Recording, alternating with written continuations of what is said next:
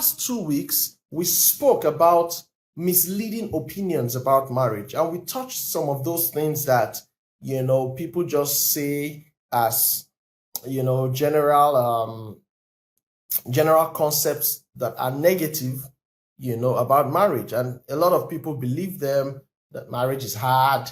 It's impossible to have a quarrel-free marriage. All men are cheats. All women are troublesome. Some of those negative narratives that don't necessarily help you achieve the life that you desire or help you to live your best life, you see. So we treated some of those. And last week, we took some time to say, you need to learn how to audit those beliefs that you have received. You need to check where those beliefs came from. How did you even get these ideas? Where did you start believing these things from? Whose ideas are these originally? Okay, where did you pick them up from? Are they true? Are they universal? All right, you want to ask some of those questions. Are they helping you become a better person? Are they helping you live the life that you desire?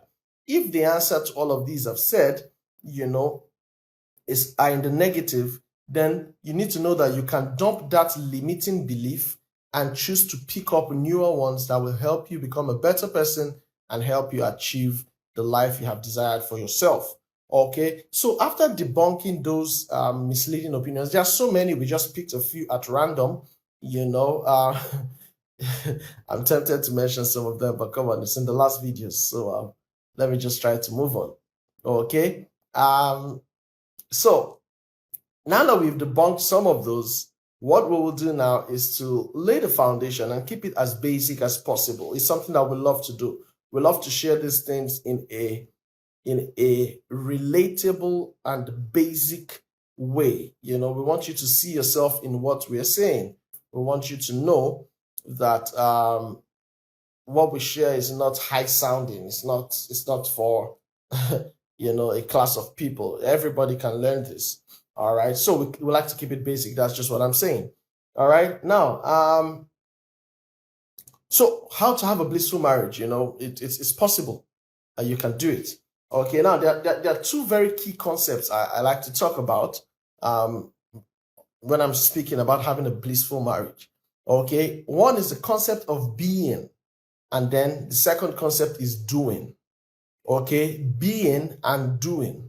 All right. Now, many times when people attend relationship seminars or hear relationship talks, many times what they hear, what you see out there are ideas that help you or that tell you what to do. Okay. 5 ways to make them like you better. 3 ways to learn how to overcome these, But what I want to say is that before the doing is the being. Doing is powered by being. In other words, it is who you are that determines what you do, that influences what you do, that advises what you do. Okay? So if you are not a kind person, no matter how we say, try and be kind to the one that you love, try and share of your earthly possessions, no matter how we preach it, no matter how we encourage you to do that, because it is not in you, you will not be able to do it. You will try 1 or 2 times, okay, but you will not be able to sustain it. And those are the kind of people you see who try to put up a good front, but after a while, you see people start saying that, no, they were just pretending, they weren't original, they couldn't sustain it. Why? Because they tried to do without being first. I hope somebody understands what I'm saying. All right. So a blissful marriage is not the result of what you do. It is first the result of who you are. Let me say that again for somebody. A blissful marriage is not the result of what you do. It is first a result of who you are. Because when you are a good person, the Bible says a good tree produces good fruits out of the goodness of itself. It produces good fruits. In the same vein, a bad tree produces bad fruits. A bad tree does not produce good fruits. A good tree does not produce bad fruits. A good tree produces good fruits. So this is that point where you want to ask yourself, what kind of tree am I? What kind, you understand the analogy here? Am I a good tree or a bad tree? How do I go from becoming a bad tree to a good tree so that I can produce good fruits? You understand what I'm saying? So it's first about being before it is about doing. If I share 100 steps with you, 100 things that you should do, and those things don't stem from the originality of who you have become, take it from me, you're just going to struggle to do those things for a while. You would not keep up with them. And before you know it, your original shortcomings will show forth.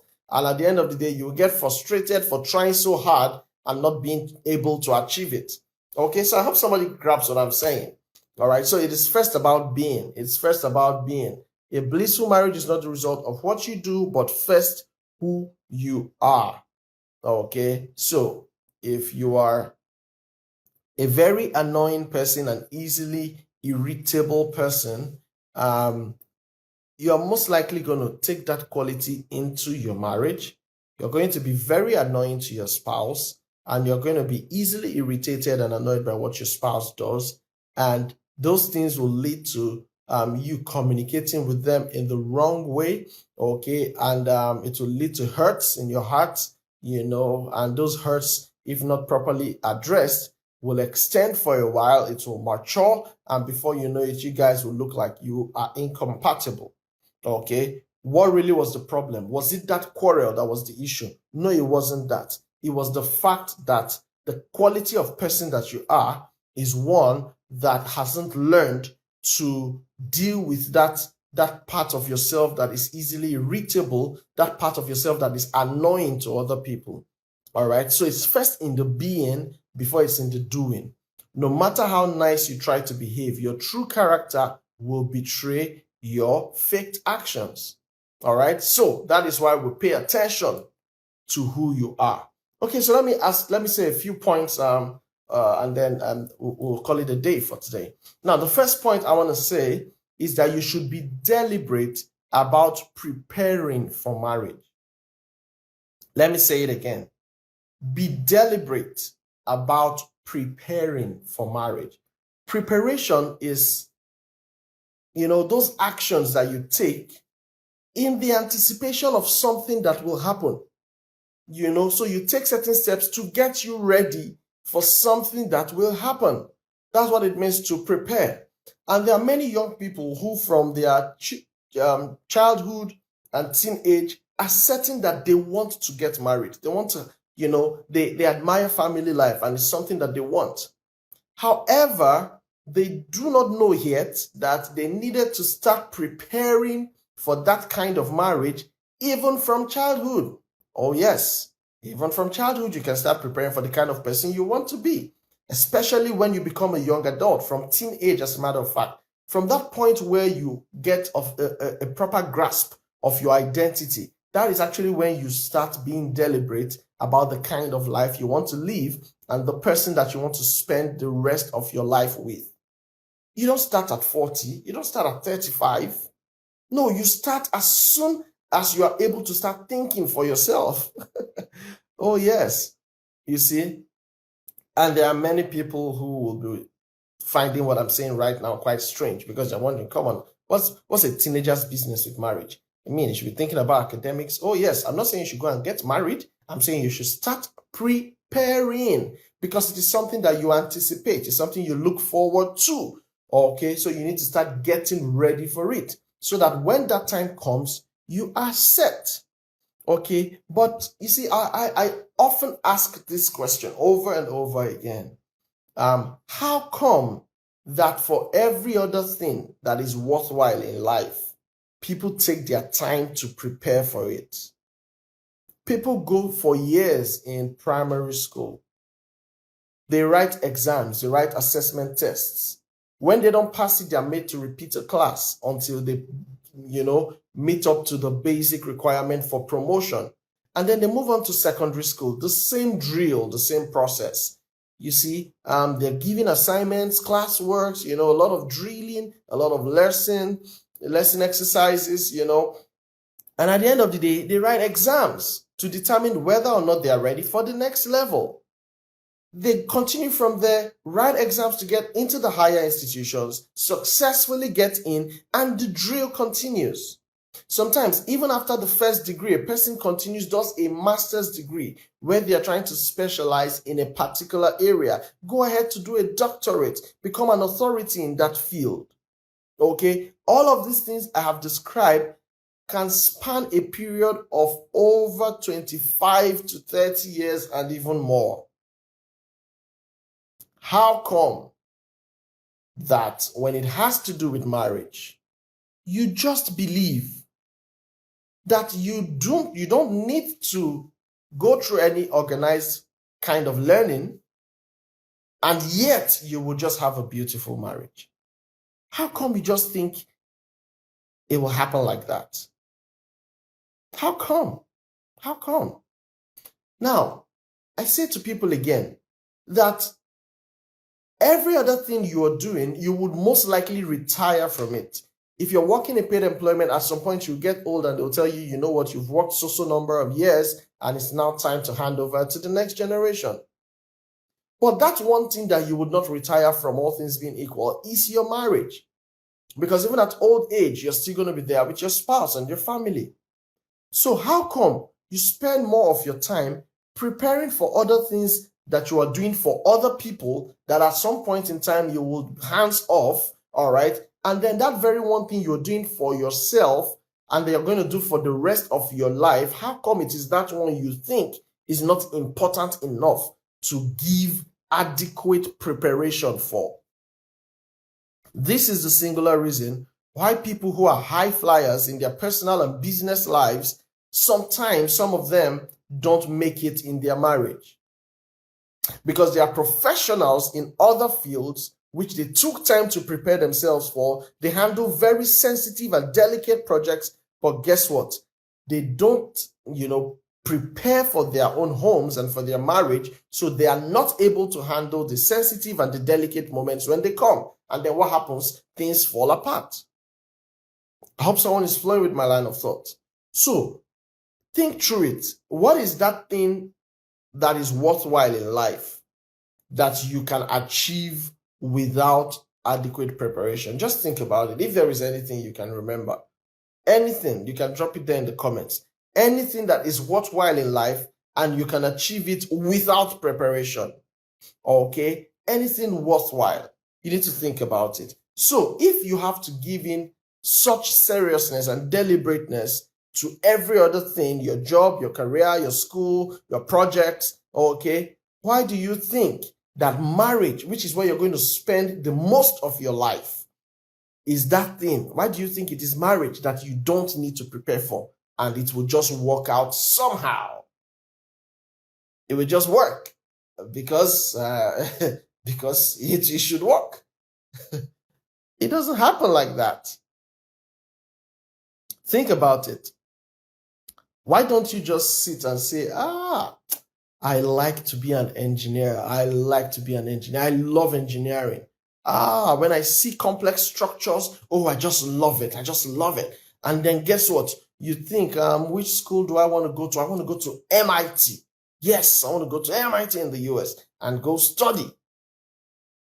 And then you go to MIT and tell them, I love engineering so much that I want you to give me an engineering degree because I like it. I mean, what's going to happen to you?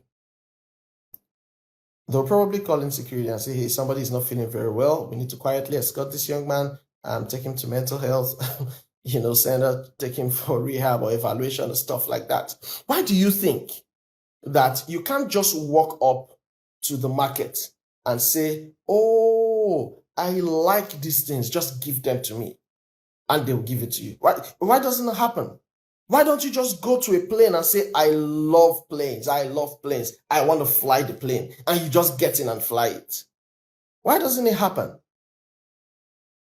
Okay, so the same way you can't just walk and take on any successful career just by liking it and desiring it, is the same way you can't just walk and pick a successful marriage just because you like the way it looks. No, you have to learn. You have to apply yourself to learning. You have to apply yourself to wisdom. You have to settle down. You have to be deliberate. You have to think. You have to plan. You have to learn. You have to unlearn. You have to relearn. You need to know how stuff works so that you know how to apply yourself to it. And that is why at the beginning, I started by saying that a blissful marriage is first about who you are before it is about what you do.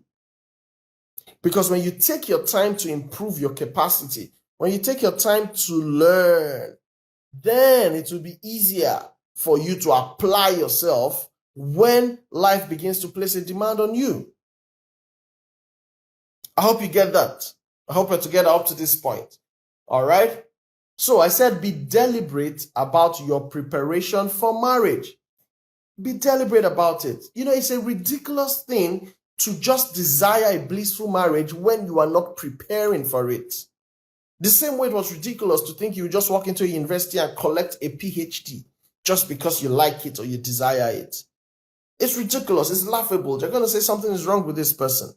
Okay? It's the same way it's ridiculous when you just think that your marriage will work. Oh, your boyfriend will be fantastic. Oh, your husband will just make your life beautiful. Oh, when you're imagining all those things, yet you are not working towards it.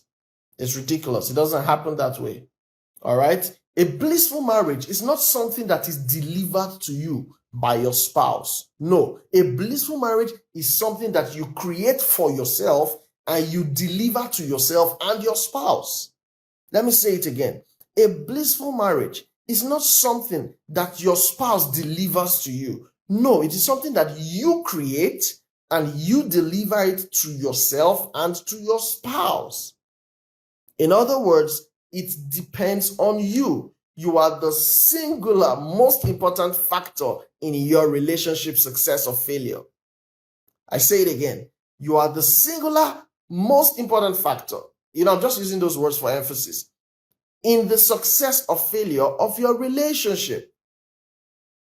So let me ask you, in what ways are you now preparing for marriage?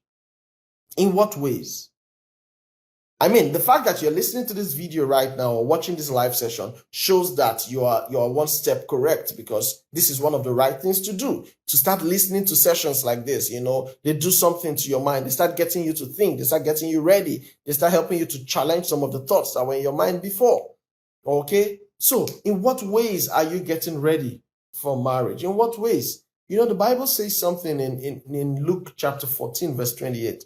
He says, which of you who would want to build a house or build a tower that won't first sit down, count the cost, and even see if he has enough resources to sustain the project from start to finish? Which of you would not do that when you want to build a house? Okay, marriage is just like that. It's a project. It's like a house you're building.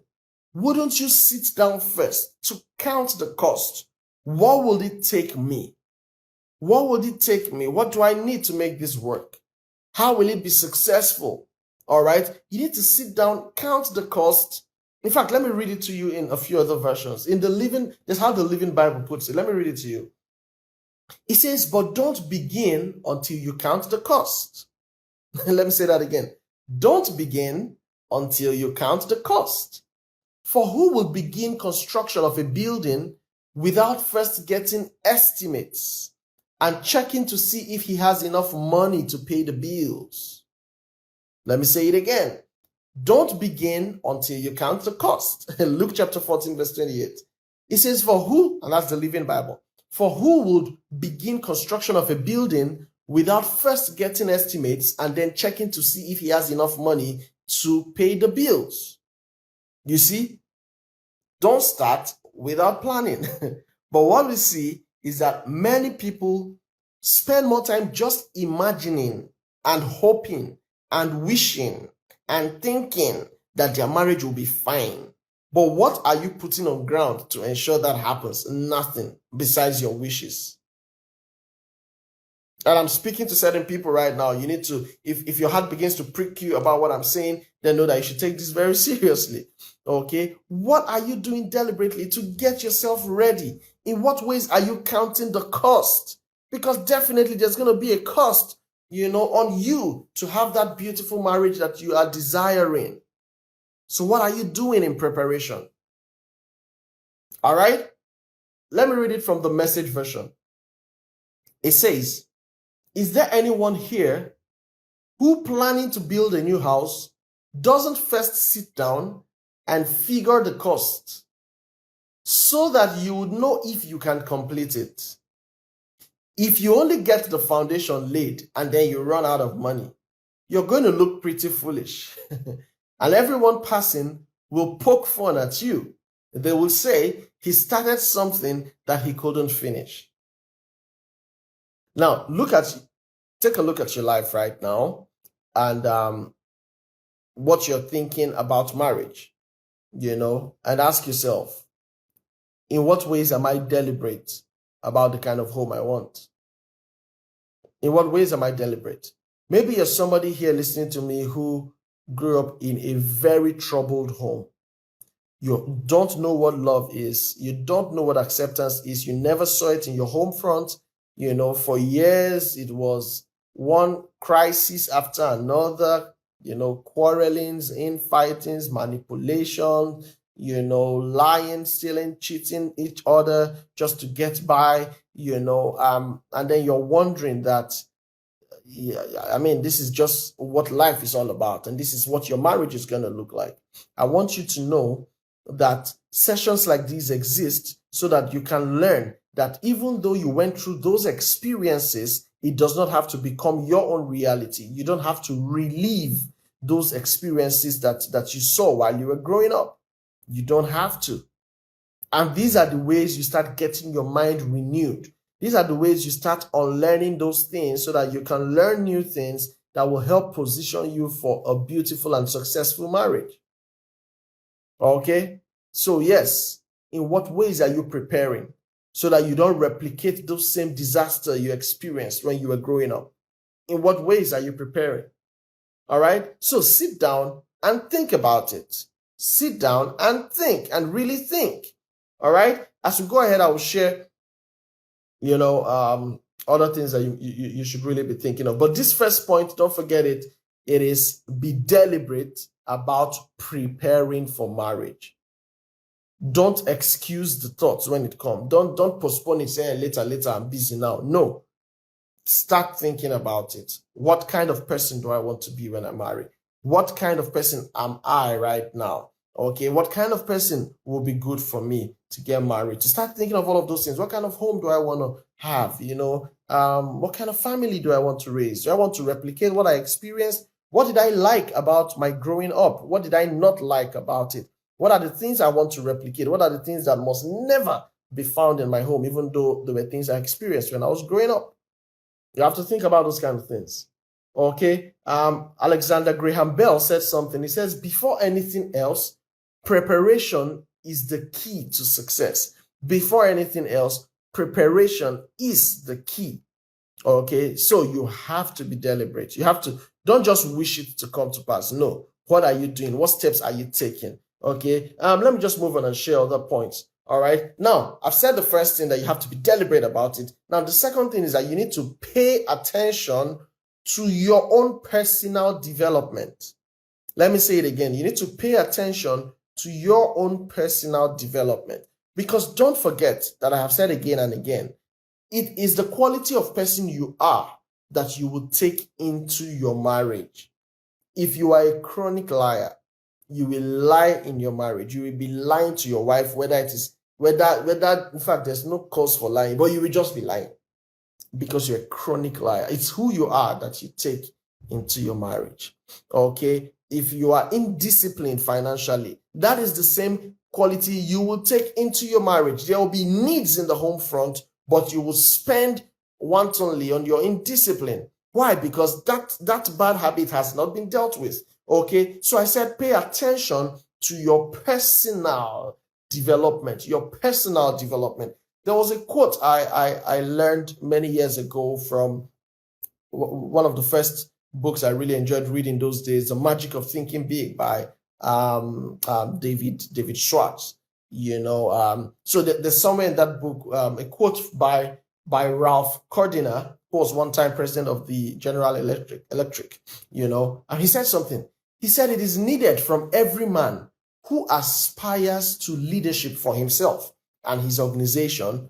It is needed that such a person determines to undertake a personal program of self-development. See the choice of words. It is important that such a person has a determination to undertake a personal program of self-development. Nobody's going to help you develop. Listen, nobody's going to force you to develop. Nobody's going to beg you to do it. Nobody's going to help you to do it. You're going to decide to do it. All right? You're going to decide to do it. So if you don't choose to learn a skill, you're just going to be there, and every year will pass by and you will still not have learned that skill. If you don't learn how to do something, no other person is going to impose it or, install it on your head. You have to learn it yourself.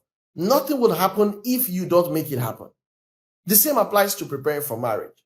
Okay? So if you're not developing yourself, and when I'm talking about personal development, take note, keep it within the context of our conversation. Okay? Because it's beyond your career or academic line. I'm talking about personal development, in those qualities that would help you to become a lovable person, that will help you become a great spouse, that will make anybody who gets married to you privileged to know you, privileged to be the ones getting married to you. One of the questions I ask people in my premarital assessments is, what makes you a fantastic partner for your spouse? What makes them lucky to have you? You see, everybody wants to have the right one, the right person, wife material, husband material. What kind of a material are you? What makes people lucky to have you in their lives?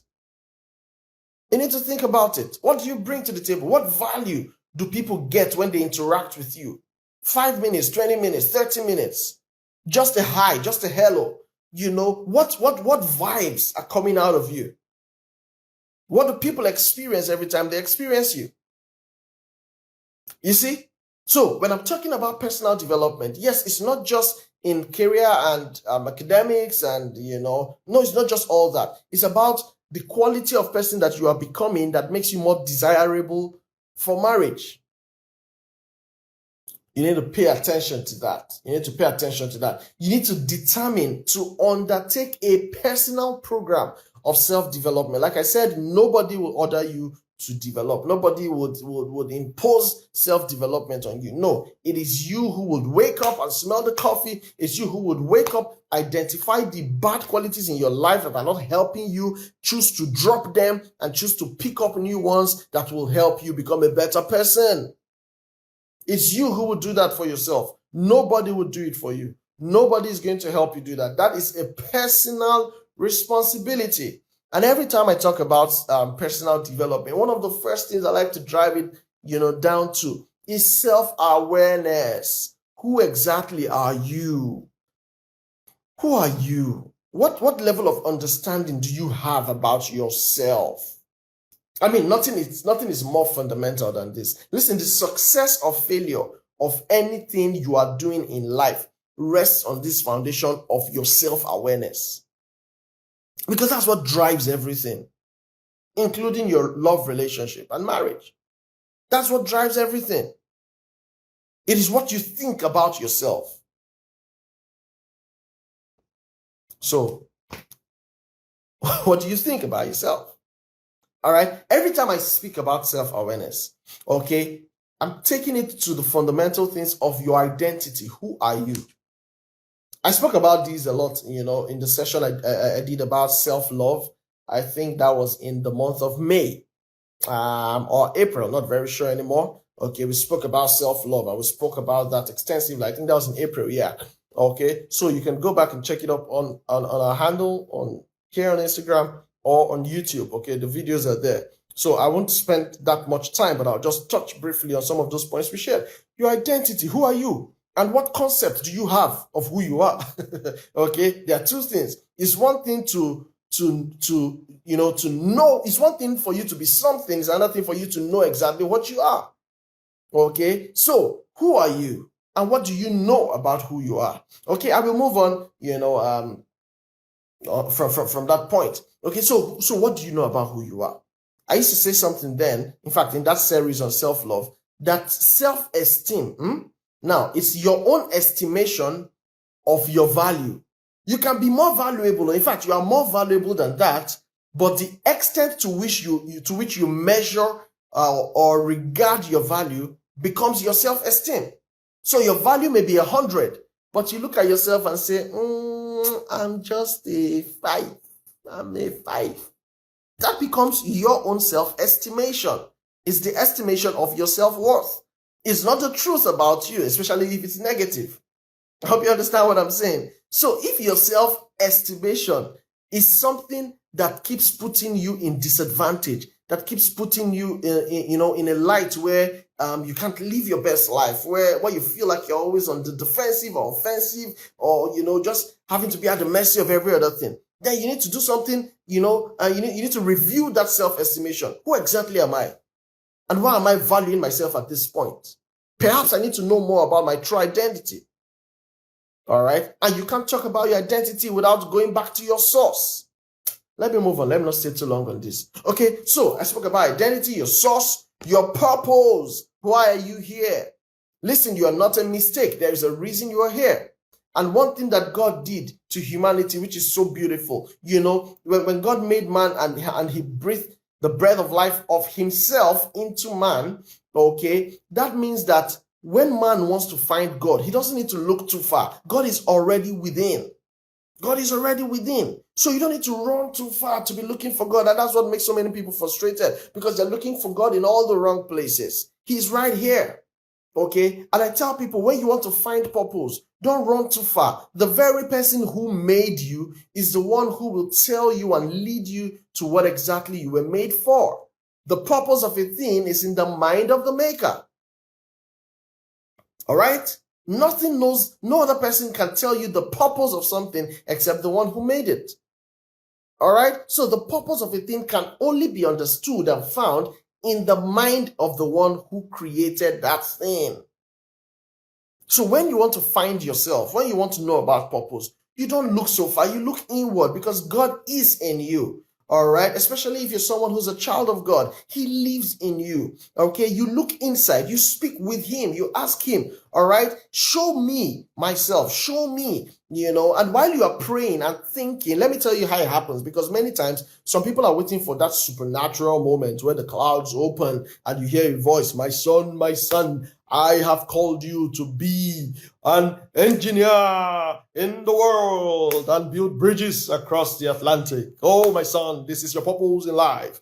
And then you're waiting to hear that voice. And so long as you're not hearing it, you feel like, oh my God, when shall I find out what I shall do? Listen. That voice you're looking for is already within you. And let me show you one of the ways to find it. There are pointers that God has already placed on your inside. These pointers are found in your skills, before your skills self, your talents and your gifts. Okay. Now, talents and gifts are those ones that are inborn. You were born with this ability. You don't struggle to do this thing. Other people struggle to do it, but you just do it easily. For example, there are certain people I know who from childhood became very good with musical instruments. Very good. They just apply themselves to it and they just learn it and they just do very well. While some of us, we try and we are still struggling. You see, giftings, talents is different. Okay. For some others, it comes naturally. It just comes easy. There are people who just speak languages very easily. They stay in a place for 1 week, they've learned the language. They stay in another place for 2 months, they've learned the language. They say, meanwhile, some of us, we go on YouTube, we listen, we ask parents, and we are still trying to speak certain languages. In fact, I'm sure you understand what I'm saying. Okay, so there are certain things that come to you naturally. They come to you very easily. Okay, those are the things that are talents. They are gifts to you. Okay, they were put in you by the one who made you. And they are there for a reason. You see? So when I'm telling you to look inwards, I'm telling you that there are already indicators that he has placed there. You don't need to wait for that supernatural, as it were, encounter. It's already there. When you begin to engage with your creator, who is within you, when you begin to engage in a process of thinking, and applying yourself and the giftings that God has placed on your inside, those things are pointers to lead you to what exactly you should be doing part time. Okay. And then I also spoke about skills. The difference between skills and talents is that skills are things that you learn by training. Now, even those gifts and talents, you can sharpen them up by training, okay, and become better at them. All right. The difference between what is a gift to you versus what is a skill somebody else picks up is that even though you're sharpening that gift and talent, you are still doing it with ease. That is the key word. You do it with ease, while other people have to really apply themselves to get it. So imagine that you already have a gifting in a particular area, and then you go and further sharpen up that gifting. You will stand out. You will stand out. You will stand out. Those are the kind of things that make someone like Lionel Messi really outstanding in his football. It's gifting. It just comes easy. People like JJ Okocha, it just comes easy. Yes, there's the practice part that helps them to sharpen it up, but then, the amount of work they do to get the level of output that they do is not what's the word now? That word. I'm sure somebody knows that word, right? You put in less work, you get a lot of results. Okay. So put that word there. It just jumped off my head. Okay. But then somebody who doesn't have that gift and talent is going to work so hard to just get to that point. I remember a friend of mine, when we were in school, recently we were even discussing about this. It could be 2 days to exam. Young man is still partying in the clubs. He's still having fun. He's still running up and down. You have been reading since 3 months ago. 1 day to exam, this boy will sit down, pick up his book, and gloss through everything that was taught. Guess what? He will go and write that exam and get an A. And you that have been reading since will probably still get an A, but with so much suffering. You see, for one person, there's grace there, there's gifting there, there's talent there. Just look and it stays. Some people have photographic memory. They just read something and it stays. They just glance and it stays. It stays. 25 years time, call them. It's there. They know it. They will quote it as though they are reading it from a book. You see? Why for some others, they have to work so hard to read and cram and practice and do case study and do this and that just to get along. Meanwhile, somebody else will just look at it and on the spot knows exactly what to do. You see, so I'm telling you that there's a difference between gifts, passion, and talent and skills. Okay, but imagine what you would do when you sharpen your giftings by going through training. Okay, so these are pointers. These are things that are already within you. Okay, another one is your passions. What are those things that, when you're doing them, you lose regard for time. You don't even know what the time is. You don't even care whether you've eaten or not. You don't even care if the place is hot or cold or there are mosquitoes or it's uncomfortable. You are so consumed by that thing you're doing that it just means everything to you. And people have to literally, tap you to get out of that devotion to that thing you're doing. There are some people like that once they get on their systems and they start writing programs, they can be there days. And until they really get hungry, they don't even remember that they should eat. For some, it's when they get on the keyboard. For some, it's when they're in their studio. For some, it's when they're painting, doing their craft. For some, it's when they're reading books, when they're doing personal development. For some, especially pastors, is when they're reading the Bible or when they are praying. They just stay there and pray 7 hours, 8 hours, 6 hours. And then you're wondering, man, I thought I'm also a Christian. I want to try and pray. Ordinary 1 hour, you will, frustration up and down. Listen, don't fight it. Don't fight it. Unto some, it has been given. All right? The same way there are certain things they do very well, okay? It's the same way there are certain things you do very well that if they try to do it, they will fail at it. There are graces for these things. You need to understand that, okay? So basically, what are those things you are passionate about? Now, passion reveals itself in different ways. One of the ways is that thing you can really do and spend a lot of time and you don't feel tired, you don't feel distracted. Another way it reveals itself is that thing that really annoys you. That thing that you don't like to see. Every time you see it, you feel like you must do something about it. And this doing something about it is not even for your own aggrandizement. It's always to help somebody, to help the situation to get better. For example, there are some people who just hate oppression. You oppress anybody close to them, they will buy that matter and make sure they deal with you and set that person free. There are people like that.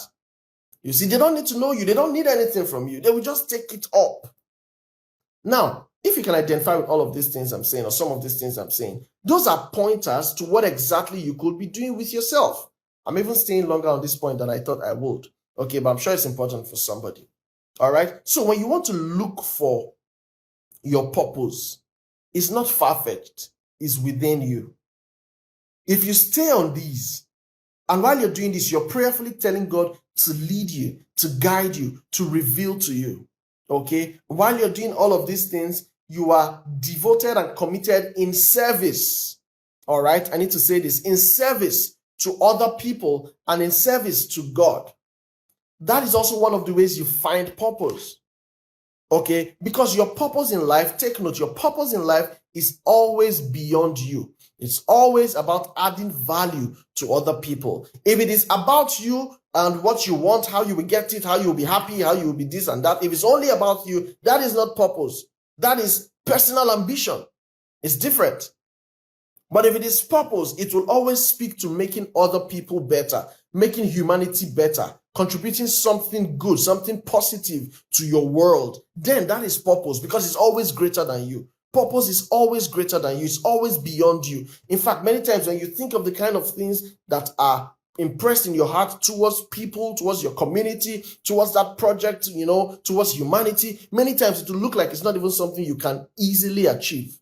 But that is a sign that you are on the right track, because there's a vision that God has placed in your heart, and you need to, apply yourself to it. And the more you start doing that, gradually, you discover that you're beginning to make impact in other people's lives. And before you know it, how you can scale it up and, make it more global begins to be revealed to you.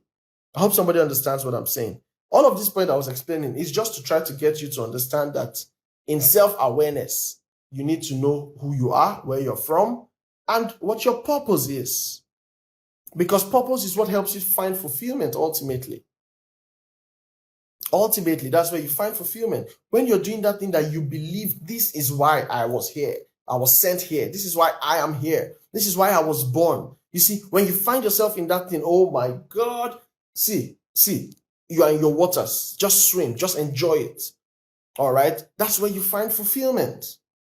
Many times you could have done this and that and moved here and there until you stumbled on that thing and you found rest there. Yes, it's demanding, but you're at peace. Then you found purpose. You see, so so much on that. Let me even move on. All right. So who are you? Where are you from? Where are you going? What are your plans for yourself? What are your SWOT? Strengths, weaknesses, opportunities, threats. You don't do SWOT only in business and leadership meetings. You also do it for your personal life. What are your strengths? What are those things that people like about you? What are those things you do very well? Okay, what are those things that people compliment and commend you for? Those are strengths. On the flip side, what are those things that you don't do well? What are those things you don't like about yourself? What are those things that people complain about you? What are those things that people don't commend you for, or rather chide you for? Okay, those are examples of weaknesses. Okay, the thing about strengths and weaknesses is that they are internal. They are about you, within you. Opportunities and threats are external. In other words, so because of these strengths you have, there are certain externalities that give you the possibility of increase or promotion or success. All right. So, for example, if one of your strengths is that you're very focused and you're diligent and you're hardworking, an opportunity there can be that you can do well as a manager of resources. You can do well as a manager of people. You can do well in corporate settings. Okay. Why? Because you have a strength. There is an opportunity that feeds that strength, a possibility that you can be better because of that strength. Those are opportunities. Okay. In the same vein, there are threats that usually would be a result of those weaknesses you have, that if you don't address them, you could lose certain things, or it could backfire. It could affect you in a negative way. Those are the threats. All right? So, you're somebody who is very unkind to your partner, very rude to your partner, no emotional connection. You talk the way you like, you behave the way you like. That is a weakness. Your partner is always telling you, stop this thing, I don't like it, I don't like it, I'm not feeling your love, and you don't care. It's a threat. It's a weakness. The threat there is that you can lose her or him to somebody else who will show them love and affection. So while you're there treating them anyhow, there's somebody else in the office who's always commending, oh, beautiful hairdo, oh, nice fragrance, oh, how are you? You're not smiling today. Is everything okay? Can I help you do this? Can I drop you off today? Can I buy you lunch? Somebody's there doing all those things that you are feeling like landlord already. Before you know, that's a threat. That person have collected there from your hand. You see? So that's a threat because of that weakness that you're not doing anything about. So you need to be able to ask yourself, what are my strengths? What are my weaknesses? Okay, what are the opportunities I can have because of these strengths? And then what are the threats that can deal with me if I don't address these weaknesses? You need to be able to do that.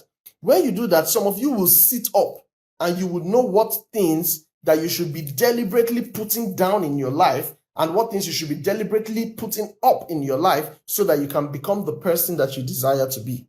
All of these I'm explaining is still under the point where I said you need to pay attention to your personal development in one, self-awareness. So all of this we're talking about is still in self-awareness.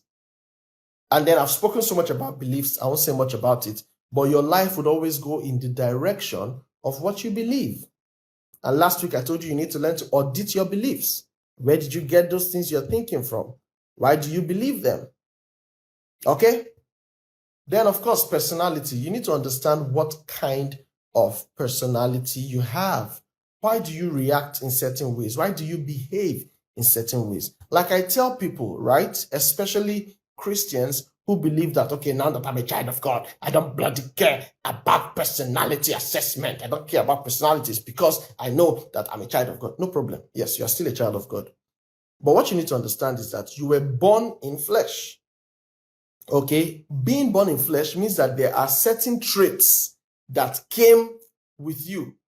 Some from your dad, some from your mom, some you picked up because of the kind of environment and the kind of things that happened to you while you were a child or while you were born and started growing up. There were certain traits you picked up. Some of those traits become so much a part of you that you don't even know when you're exhibiting them. You don't know when you are impatient. You don't know when you are easily angered. You don't know when you are insensitive to other people's emotions. You don't know when you're being lazy and laid back because it is just the way you have always been. It's how you found yourself. You didn't even know it could be a problem. You see? So that is why I teach about and I talk about personality assessment or understanding your personality. Okay? Because when you know why certain tendencies, certain things you do, why you have those tendencies, when you know, then it is easier to begin to work on it deliberately, and then you now know, what to replace in your life. Yes, as someone who is a Christian, you have the Holy Spirit in your life, and you have what we call the fruit of the Spirit, okay, which is love, joy, peace, faithfulness, gentleness, self-control, kindness. All right. Now, how much of those have you even really started internalizing and demonstrating in your life? How much of it? It's one thing to recite it, but then I know so many Christians who are still very hot-tempered. I know so many Christians who will still shout at their spouses, even raise their hands at their spouses. Okay, but they're still Christians. So my point is, it's not just about knowing that, yes, I have the life of God in me. You really need to know how to internalize those qualities. You have to be deliberate about it. That's what I'm saying. You need to know how to let the word of God do its working in your life, and you drop those negative behaviors and pick up the ones that are produced by the Spirit of God in you. Have you not heard Christians say things like, Bible aside, Christianity aside, let us handle this matter street way. When somebody is telling you that, then you know that the Christianity, the boots, never load finish, there's plenty work to be done.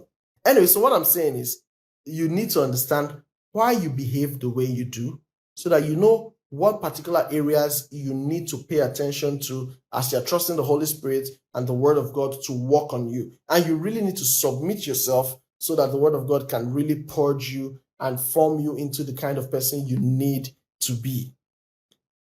When we talk about self-awareness, it's not just about knowing who you are. Some people say, that's how I am. That's how I am. Oh, it's not about that's how you are. It's about how you should be. Okay? So if how you are has been putting you in trouble, then it's time to drop that how I am and start thinking of how I should be. Okay? So the idea of self-awareness is not that, no, that's just me. Oh, that's just me. Everybody knows me. Oh. If those things are not positive, if they're always putting you in trouble, you say, I know myself, I have sharp mouth.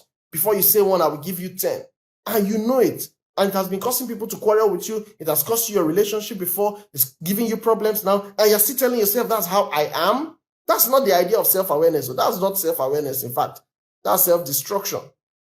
So the essence of self-awareness is when you identify those that's how I am things that are negative and not helping you become a good person or a lovable person or not helping your relationship or can be a threat to the success of your marriage. When you identify those things, then you deliberately start finding ways to counter them and suppress them so that you become rather the kind of person that you ought to be that will help you have a beautiful relationship. All right. I will stop there for now. There is still more to say, but we'll definitely have to continue this some other time, okay? And I hope it's been a good use of your time so far. I want you to think through these things that we have said, all right? Think through it, all right? Think through it. Play it over and over again and self-appraise, okay? Don't forget, we're talking about being before doing. We're talking about how you can have a blissful marriage first by being a blissful person before doing the things that make you have a blissful marriage. All right, so that'll be all for now. See you again next week.